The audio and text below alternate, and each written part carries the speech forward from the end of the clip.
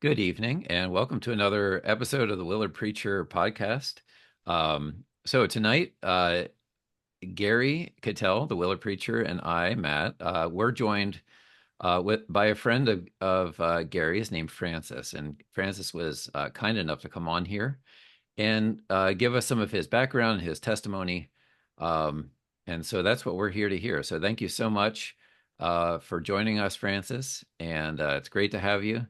And I'm just going to say, take it away. Let's hear it. All right. Well, I was I've been thinking about this all day. I wasn't sure where I was gonna start, but I'm just gonna just go I'll go way back to the beginning because I kind of had a rough childhood sort of growing up. Like I was in a situation where my mom didn't think she could take care of me, and it was like the early 80s, and she didn't think it was like 81. So she didn't.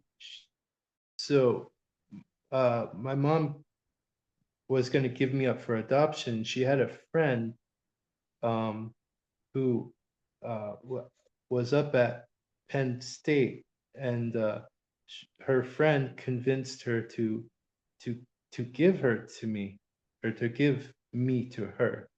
And um, my mom and my my mother uh, realized that it was a like a really bad idea, and because uh, I was one, and my mom, because I was Wendy took me to New York, and And and Wendy was, who was Wendy? Wendy was my mom's friend who convinced her to give me to her, Okay. and and my mother witnessed her, like she hit me like in front of it. She Wendy hit me in front of um my mom, and then my mom was like realized that she made a huge mistake.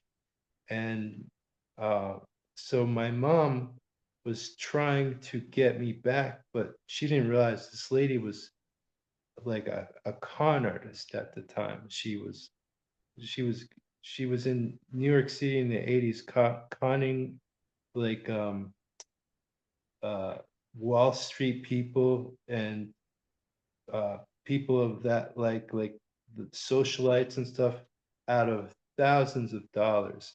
And so uh we went to court. Wendy took a forged adoption certificate that the judge accepted, and she then she disappeared, and my mom spent like 6 years looking for me, like with no trace. So And when Wendy disappeared with you. yeah, and and uh she got in trouble in New York City, and she fled with me to New York. Her husband was a stockbroker, and she ended up getting him arrested because she was telling him like, oh, this is how you have to make money and stuff. And he was doing I'm not sure exactly what he was doing, but he ended up going to prison. And then she went totally off the rails. And uh I was I was in Texas. I was in uh all over. I was in Connecticut and stuff. And the first time I actually saw uh like any image of Jesus was like when Wendy, she was conning these Texas people out of money, but they had like images of Jesus all over their walls and stuff. I had no idea who that was, and so that was like my first introduction with anything.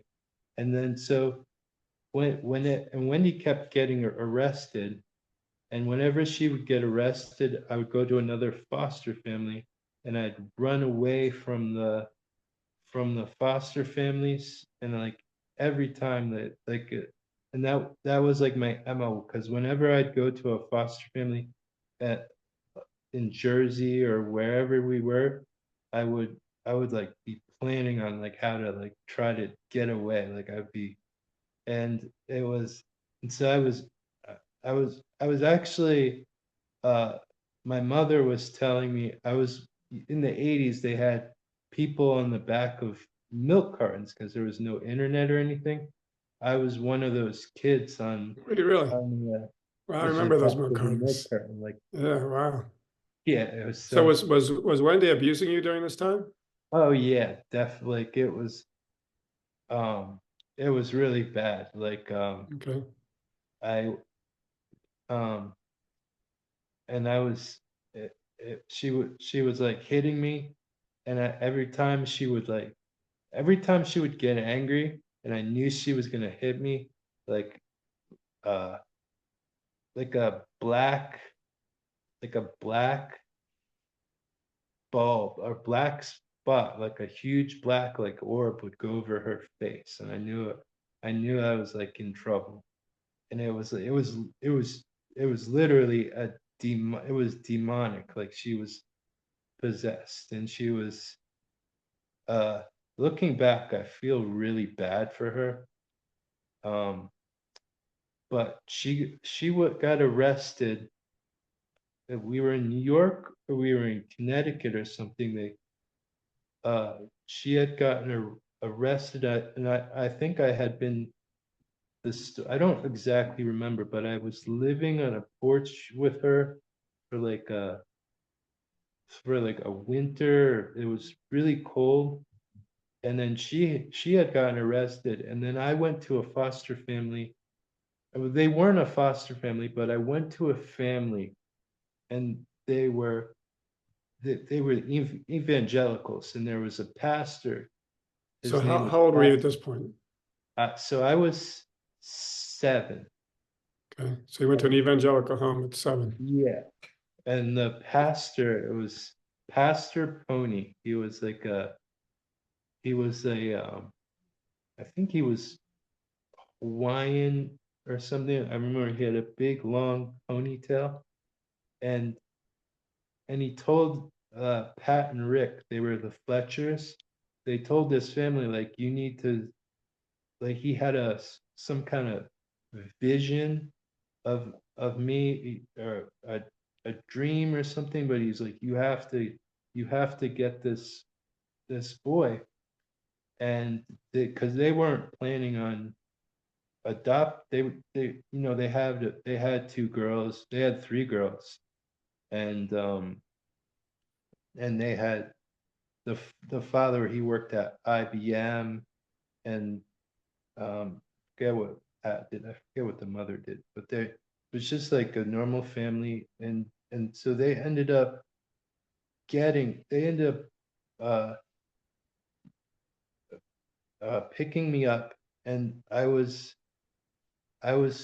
kind of I was really bad at the time, because I was basically raised by a con artist, and I was constantly um everything that like came out of my mouth, like I was constantly like lying, because Wendy was like trying to teach me how to be, because she was using me as part of her con, because she was like, she had like a biracial boy, she had a little brown boy, and she was using it to get money from uh she got like a lot of like 50,000 or 80, like a lot, and it was in 1980s, it was like a lot of money, but she got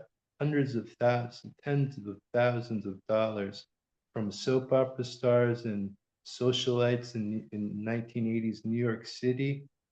And she was using me, like getting me, like teaching me how to lie and steal and like pickpockets and like, and so going into this family, the Fletchers, I was I was so I was I was like I was on a bad trajectory. And so they taught me like about like the scripture and everything, and they were very strict. Um it was almost like a it was almost like a it was almost like a Jehovah's Witness type, because I wasn't allowed to celebrate any holiday, any like Halloween or like any of like the secular holidays and stuff, which was kind of good, but it was very strict. It was, and they had they had a weird take on the Bible where they believed everything was was was literal. Everything in the Bible like was a literal take on the Bible. So it was different.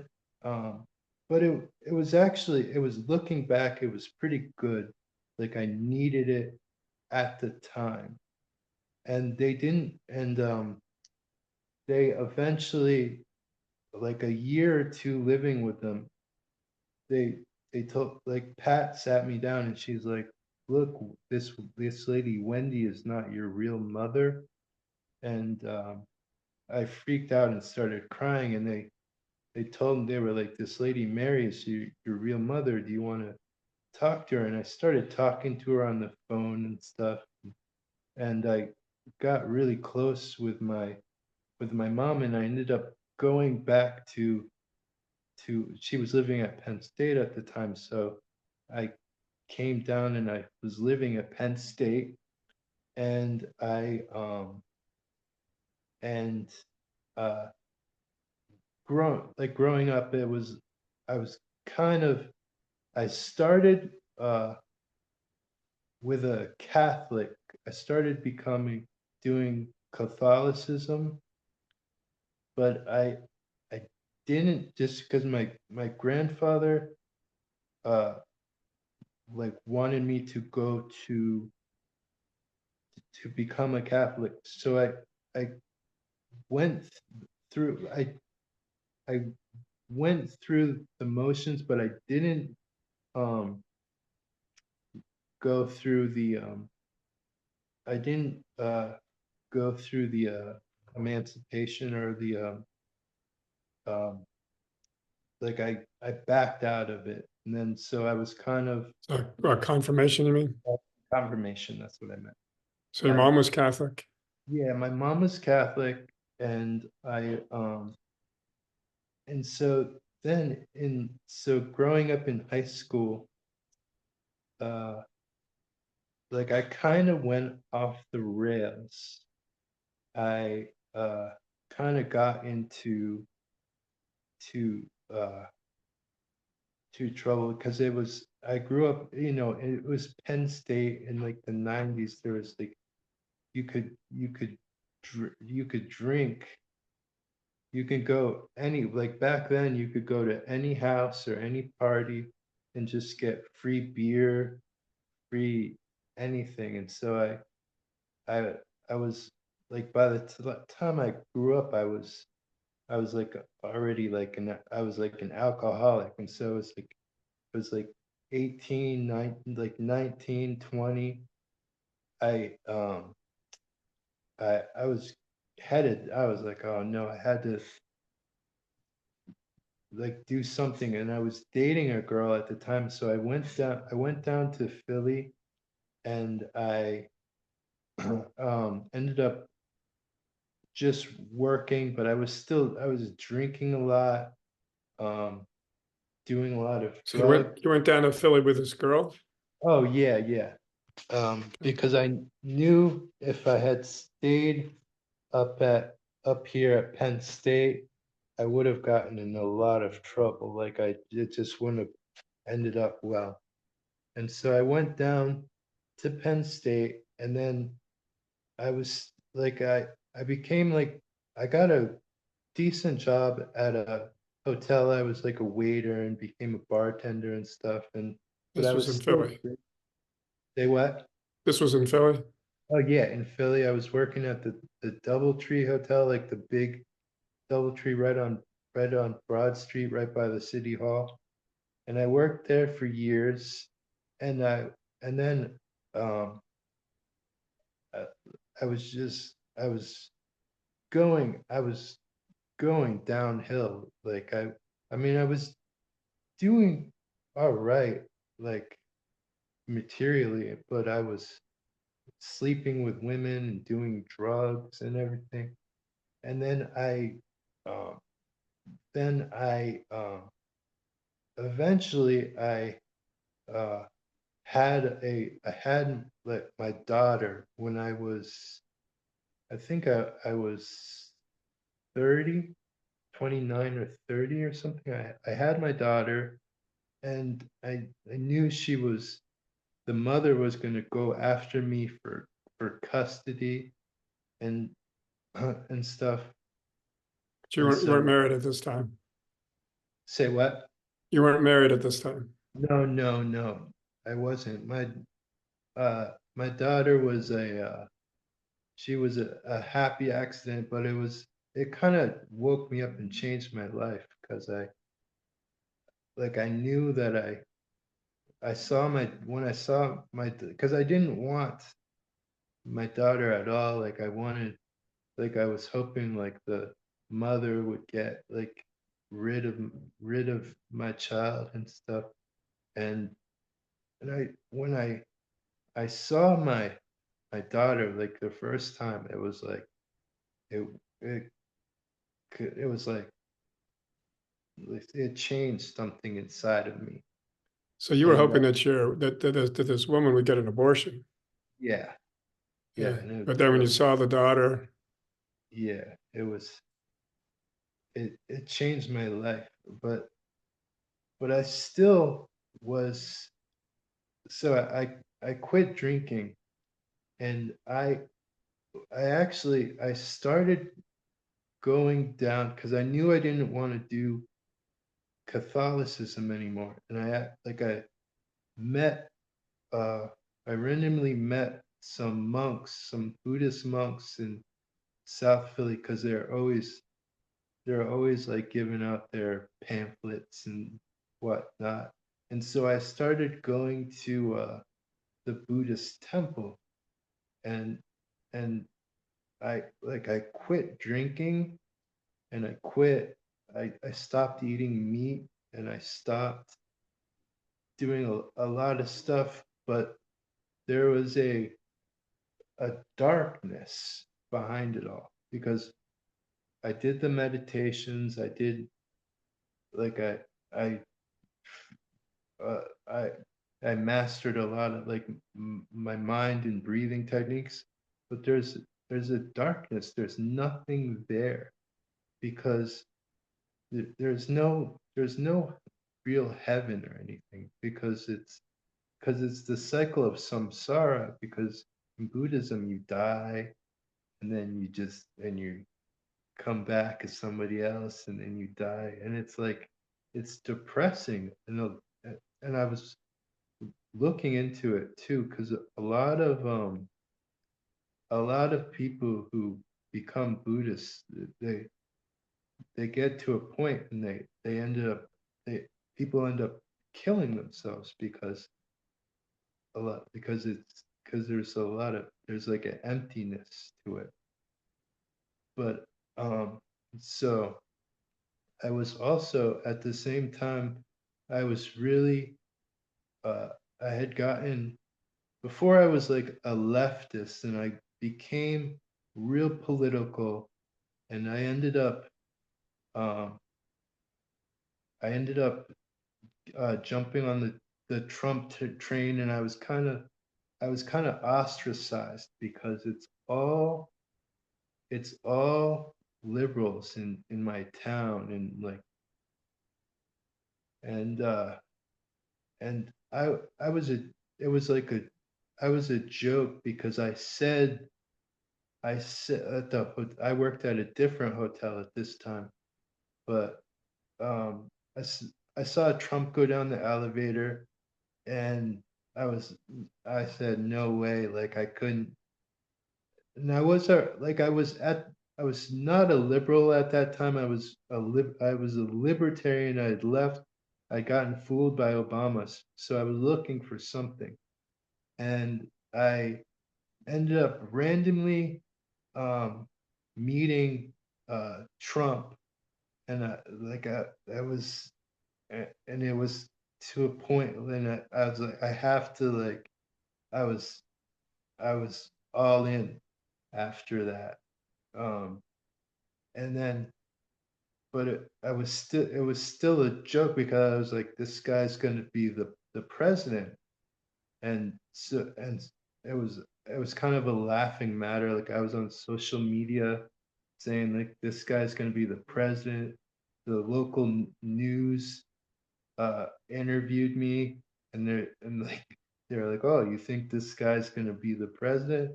And and he ended up winning, and that's when everything changed. Like like I got death threats. People hated me. Um, and then like a lot of people were like, but there was a lot of low key were kind of on board, but people were afraid to say they supported that guy. And then uh, then he won, and uh, I and um I ended up, let's see, we'll fast for with around 2020. um I was all in again on Trump because and I was kind of bragging about it, like I was like, oh, he's gonna win again, and I ended up like I bet money on it and stuff, and because I won money in 2016 uh on the betting markets, and then but I like lost a ton of money because I didn't realize they were just gonna the system was not gonna let him win. And then I ended up um going down. I went to the Harrisburg Stop the Steal, and then I went to uh to a rally in DC. It was a Stop the Steal rally in DC, but it wasn't. And then uh, it wasn't. That wasn't the January 6th one. And then I went to another Stop the Steal rally. I forget where it was, but I ended up going to January 6th, and that's where everything kind of went downhill because I went to January 6th, and I uh we weren't gonna go into the building, uh but we were we ended up going by. We started we were at the ellipse, and then we saw the speech and everything, and then and it's funny too because I saw a picture of me. Someone I had a picture of me on my phone, but it's me standing in front of the ellipse with my Trump hat on. I had a Trump flag on as a cape, and the the sign said Jesus 2020, and it was like and it's like a, and it's I'm standing there, and the ellipse is like right behind me, and then so after the speech and everything, that was the famous like Trump is like uh, go down and peacefully make your voices heard. And so my friend is like, you want to go down? And I'm like, yeah, I'll go down. Let's go down. And luckily, we're on the way down. We didn't go in. We didn't go down there right away. We kind of veered off, and we went to Starbucks. and everything in DC is so far apart that it was like 20-30 minutes to get to Starbucks. We got our stuff at Starbucks, and we were walking back down, and it started to get a little crazy from like as we were walking towards the Capitol, and we get we start walking up on the Capitol, and a big Hummer uh drives up, a big black Hummer, and it pulls up and it stops, and it's Alex Jones, of all people, like the Alex Jones. And I'm like, oh my god, dude, it's Alex Jones. And the guy, he pulled out a bullhorn, and he's like, do not go in that Capitol, it's a trap. And he's like, you two, do not go in that Capitol, it's a honeypot. And like, I'm pretending, we're walking, like we're pretending like not to hear him, and we're like, oh dude, should we stop? Or and and we ended up we ended up like we kept walking, and looking back, i should have I should have uh turned around and gone home, because we walked down to the side of the we walked around the side of the Capitol, because there was a lot of people on this one side. So we were just walking where there was nobody. There was a bunch of Chinese ladies and stuff. And we are just standing around the side, and all of a sudden the door opens up, and someone's waving us in. And later I found out um, they were probably FBI agents or bad actors of some sort. So we went into the Capitol, and it was just people walking around and stuff. It wasn't anything crazy. And so um, my friend tried to. We went in someone's office. My friend was trying to steal a bookmark or something off of, and somebody grabbed him. They were like, "Don't touch anything," blah blah blah. And we walk out, and everything is like um it was cut, but it got crazy. Once we walked out, and it was getting like like there was a lot of like, because it turned into a riot. Because we were upstairs, but down below, that girl Ashley Babbitt, she died and was shot. And once she got shot, and uh, it kind of broke out into a riot afterwards. And so people were mad. And like once Mike Pence didn't, because everybody thought Mike Pence was going to send everything back to the states and we'd be okay. But once uh Mike Pence just set everything through, people were mad because they felt like the election was stolen. And so, but where we were at, there was not, everybody was nice and just happy until that happened. And then we ended up leaving and going back to Philly. And as soon as I got back to the city, like a week later, I got on social media, and a video of me going into the Capitol is all over social media, and it was all over Facebook and Instagram and everywhere. I don't even, to this day, I don't even know how they had videos. They had videos of everybody, um, because there was a lot of undercover federal agents, and and Alex Jones, looking back, he was right. a trap. And so I deleted all my social media and everything because I didn't.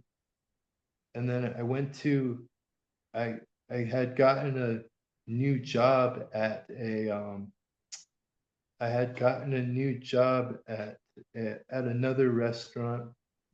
So at this restaurant that I was working at, they were making people uh, take take the vaccine, and I wasn't gonna take it, um, but my friend was telling me about this Johnson and Johnson vaccine. He was like, "Oh, there's no mRNA. It's just one shot. It's pretty safe." And so I ended up taking it, and then I I completely I lost my memory, and then I kept falling, and so I was at the job, and I had a big tray of food, and like I I fell, and I people would give me their orders and stuff, and I couldn't remember anything, and it was like a fine dining restaurant, and you weren't really supposed to write stuff down, and it was so embarrassing, and I thought because I had a hip issue, and I thought it was my hip, and so I ended up just quitting the job, and I'm kind of lucky I did because I didn't know, but like a week later, the FBI came to that job looking for me because of January 6th. And then I I had I had I couldn't move at all. Like I woke up one day and I was just getting weaker and weaker, and I was stuck on my couch. I lived in a 3 bedroom or 3 story kind of townhouse type deal. I couldn't get up the steps anymore. And I knew something like wasn't right because my neighbor was helping me feed feed my cats and stuff, and he eventually after a couple of days of this, he was like, "Hey, something's really wrong, dude. You need to get some help." And so I called my mom, and I said, I said, I can't, I can't move. And he was like making me peanut butter sandwiches and stuff and giving me water. And I was like, and I'm like, Mom, I can't. I'm trying to like explain to her what's going on. And so what she did, she asked the she she ended up calling her priest, which was Father Alex at the time, and she um so she had Father Alex he came all the way down to Philly, and he he picked me up, and he put me in the he had like a van, and he got my he got he got one of my cats. My other cat he couldn't find, and then he brought me up to Penn State. And I So was this in Father Alex is yeah, Orthodox priest. Father Alex. He's an But Orthodox priest, right? yeah, yeah. Father Yeah. Alex, because my mom had because my mom was a Catholic a long time ago, and then uh she ended up going to Orthodoxy probably like years later when I was probably in I was in high school and didn't want any of anything to do with with religion or anything. I just wanted to party. And then um so Father Alex, uh he brought me up, and I was in, um sorry, I'm kind of all over the place. I'm trying to remember everything, how it happened. I was in the hospital, and I couldn't move from the I couldn't move from like the chest down. I could move my arms and my hands, but I couldn't move my legs or anything. And so I was in the hospital, and then I was in they they couldn't keep me in the hospital anymore, so they put me in a rehabilitation center. And then I was I was in there, and then I was working on I was working on trying to get stronger. And when I was in the rehabilitation uh center, uh I started talking to Father Alex about Orthodoxy. And it was and I kind of still didn't want to I still didn't want to I would don't know if I was ready for it yet, but I needed to try something, because I was I was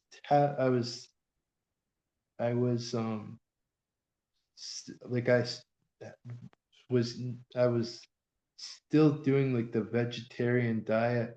But my mom's friend at the time, it was Leonie from our church, from my church now. She was a nutritionist, and she helped me get on the Walls protocol, like a keto diet. And I was she had me, so I had, because up until then I was like a vegetarian. She helped me get the like she helped me get like beef stew and organ meat and and food to help my body get stronger. And so I started trying this new diet and stuff. And then um uh, I was doing uh doing I was uh father Father Alex would come to the rehabilitation place, and I would be talking to him, and we'd be talking about like scripture, and he'd be like uh, talking about uh, all sorts of stuff that I just hadn't thought about. And I was becoming just op- open to it again. Like I was, because it felt like it was it was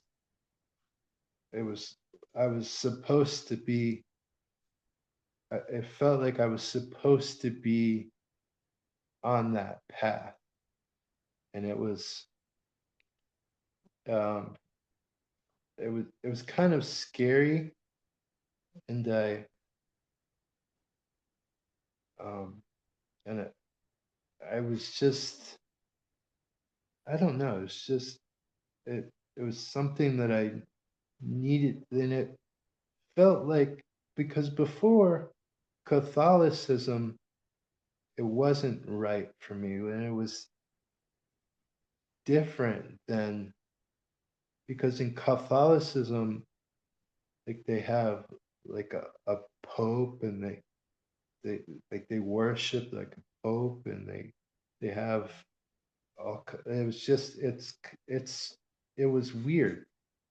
And so, but Orthodoxy, it was the it was the uh, like it was like the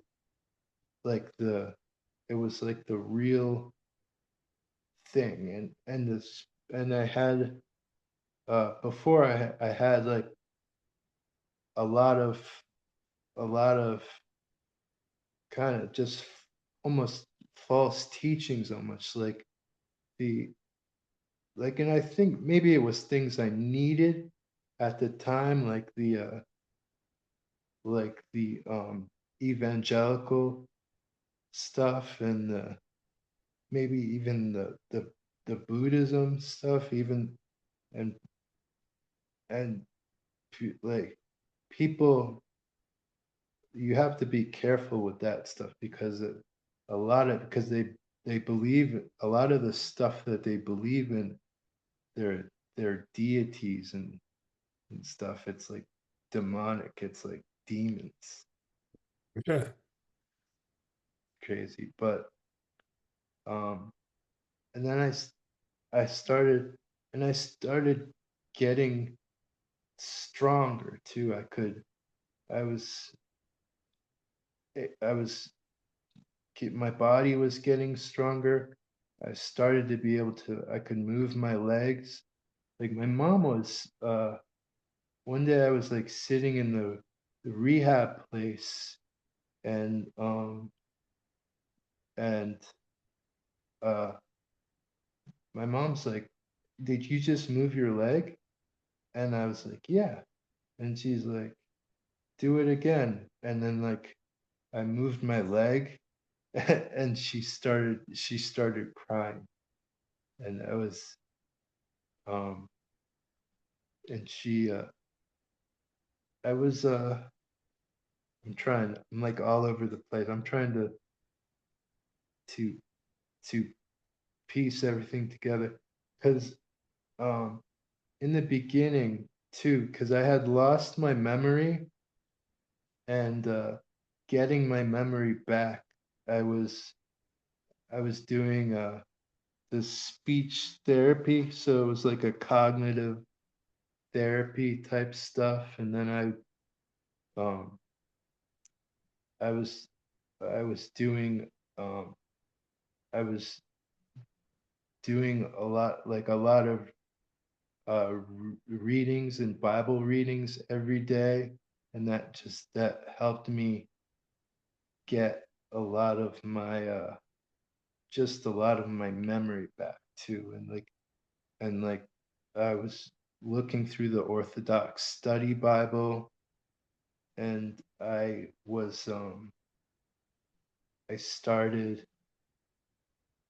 just I it was just something that I just decided, like, I'm gonna I was determined to walk, and determined to get stronger. And it was like I had a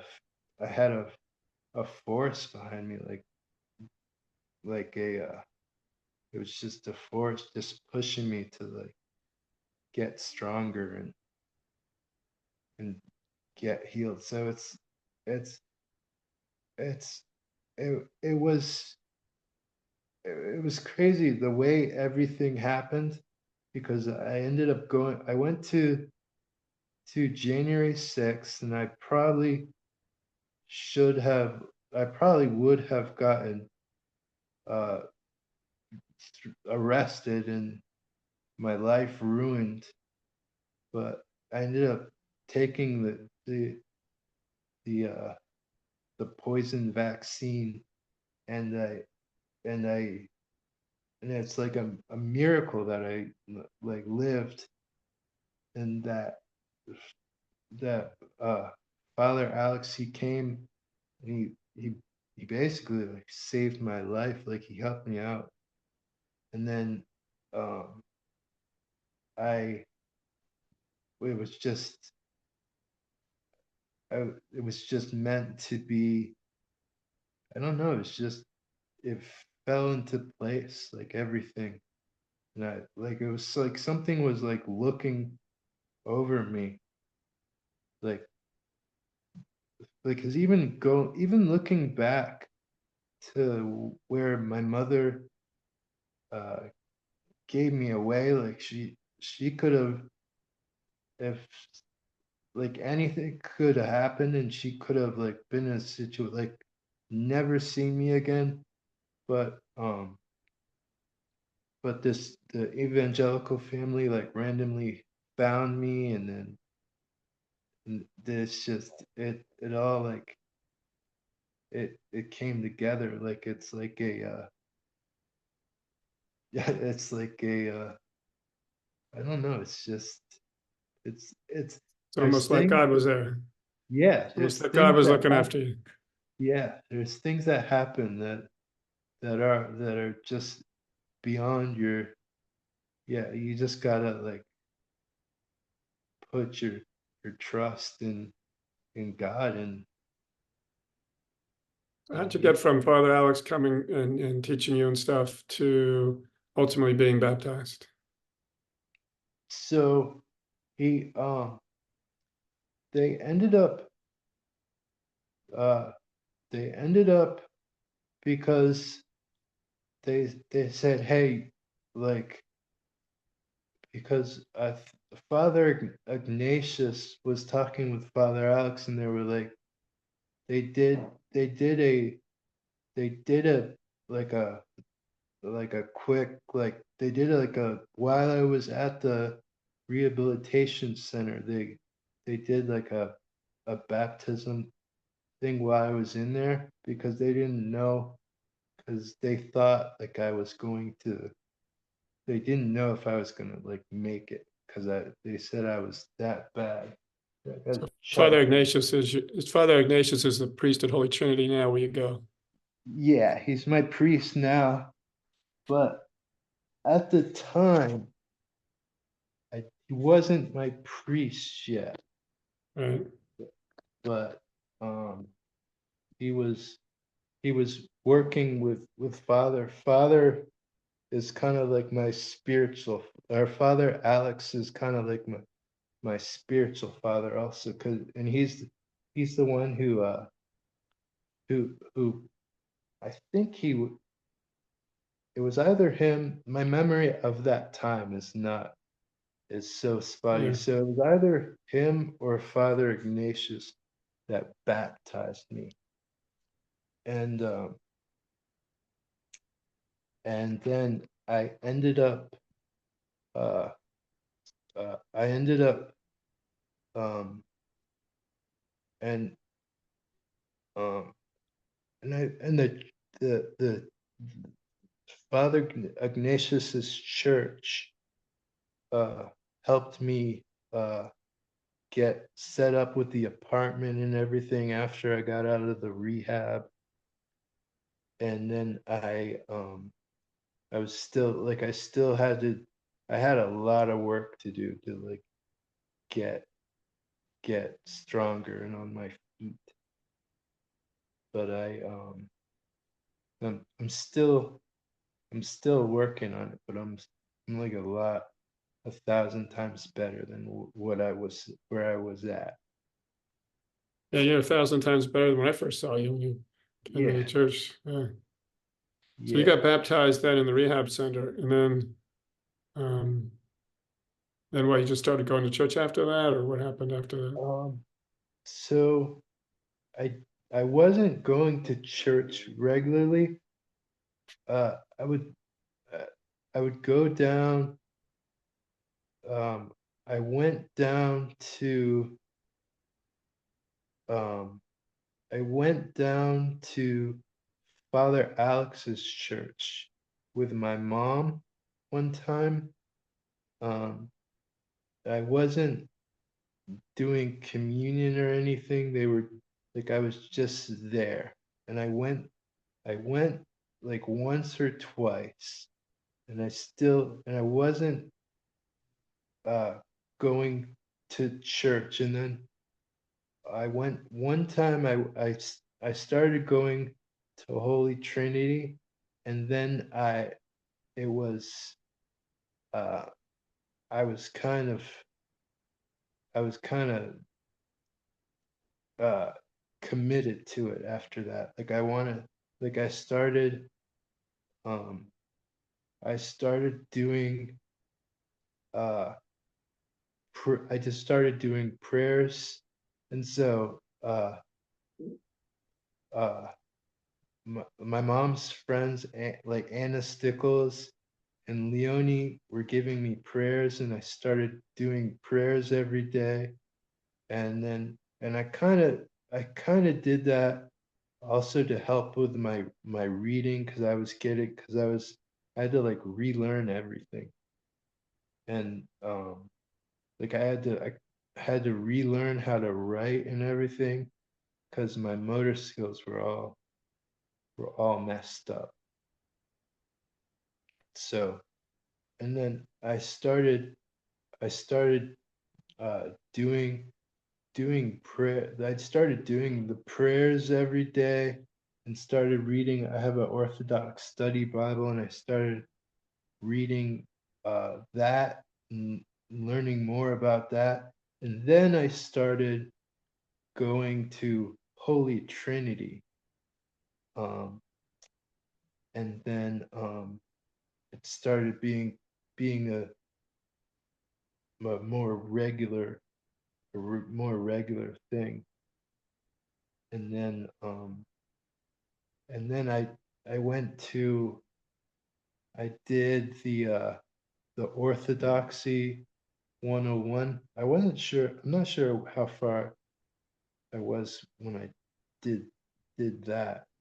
And then I did and that just, you get like it's like the basic crash course of Orthodoxy. Um, Learn about the icons, and learn about um, everything. And so it's um, and in like reading, there's there's so much stuff I learned about, because there's things like with Orthodoxy, a uh, a you could you probably, it's not like you would want to do this, but with Orthodoxy, you could go to a Catholic church, and you could take communion at their church in like a pinch. You probably, I'd advise against it, but Yeah, no, I don't um think that's something that I don't think that's yeah, something that's allowed in Orthodoxy. Catholics can take communion in Orthodox churches, but Orthodox can't take yeah, communion in that's what Catholic I meant. churches. I got it mixed up, like a cat. Yeah, yeah. And it's um I the um I lost my train of thought. So here's the Orthodox Study Bible that Francis was talking Yeah, yeah. about. So Yep, I have. they have a New Testament version, and this is the full one, Old Yeah, Testament and New Testament. It's got commentary, Orthodox commentary, and so on. yeah, that's the one I have. That's what I use to I'm still going through that, actually. So But you then started coming to Holy Trinity regularly. Does that bring you up to now, or yeah, yeah, yeah. Um so you're coming every week, and usually you come yeah, on Wednesdays also. I started going every week, and then I added Wednesday. I was gonna do some other days also, but I have like so many doctor's appointments and physical therapy and stuff, that uh I want to add another Vespers, but for right now I'm doing Wednesday nights and Sundays. And you can And pretty much, because you were at church the other day, pretty much holding on to something, you can get yourself out of the wheelchair and stand. yeah, yeah, Uh, I can, if I'm holding on to something, I can stand straight up. And then and in my physical therapy, I um I started using the well, I was I had to change my physical therapy plan because my goal was to to use the walker and everything. But now my goal is to, because I can do the walker, I can transfer into I can transfer from my bed to the wheelchair. I can do sit to stands and everything. But now my new goal is to use the walker, and not the walker, the cane. My new goal is to walk with the cane, and I can walk. I can't do it yet, but I can walk holding on to something, and then holding on to something with my right hand, and then holding on to the cane with my left. But I'm trying to get it the I'm trying to go full time on with the cane. Cool, cool. So is there anything to end this with? Anything you want to tell people about Orthodoxy, or just wrap up your experience of it, or Uh, I'm still, I'm still learning. Like I have a lot to learn about Orthodoxy, but it's the because I've done so because I I think there was always, ever since I was young, there was always that that like I always had, God was always looking out for me, and I would say like, oh, I was so lucky, blah blah, but there's no luck. It's just it's divine uh intervention almost. It's I've just and doing I was doing all this, you know, all this evil and all this reckless bad stuff. And it wasn't until I turned to God and turned to Orthodoxy, and because I've tried all the other stuff which just doesn't work, like the Buddhism and the evil, and it doesn't work. So, so yeah. before we go, I just want to clear up one thing that so Catholics are told that they can take communion in an Orthodox church by their priests or whatever, but Yeah. Orthodox churches don't let them do that. That's what I was trying to Yeah, say. yeah, yeah, Yeah, yeah. and we certainly can't take I communion anywhere mixed that outside up. of it. I meant to see. Yeah. That's what I kind of said it wrong too. We both kind of said it wrong. So that's good. So you can see. So before we end this up, you can see God's hand pretty much in each aspect of your life, Yeah. and bringing you into Orthodoxy. And even if you look at everything, like when you look at even when you look at this political cycle, like the craziest it's the craziest cycle that happened. Like they tried to shoot Trump, and he turns his head, and immediately the bullet like whizzes right by his head, and then he beats like every like they like tens of they like 30, 40 indictments, and then the lawfare, and he beat everything, and then he beat he and he got like the Christian vote, the Amish vote, he got the black vote, the Latino vote, because and they're even now they're trying to bring us into World War III, and then and it's and it's we'll see how everything plays out, but like I think we're in good hands. Well, just need to make Trump Orthodox, right?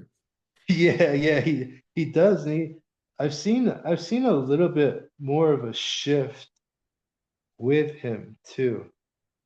So Yeah, because you know, especially between that first term and now, like like I I think I don't know. well, near-death experiences can kind of get you thinking. Yeah, Um, that's for so, sure.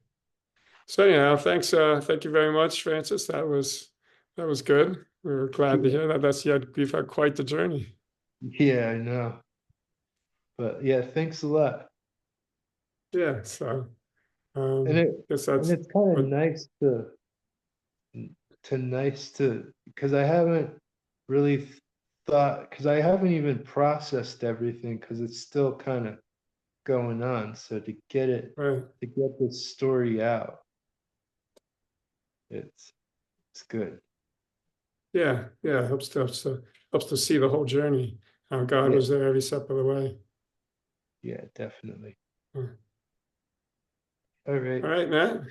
Yeah. Thank you very much. Yeah, thank you so much, Thank you, Francis. Francis. Yeah, that was Yeah, great. definitely. And Have a great night. okay. I'll see you guys. All right. All right, Thanks. Francis. Thank you very much. Bye bye. See ya.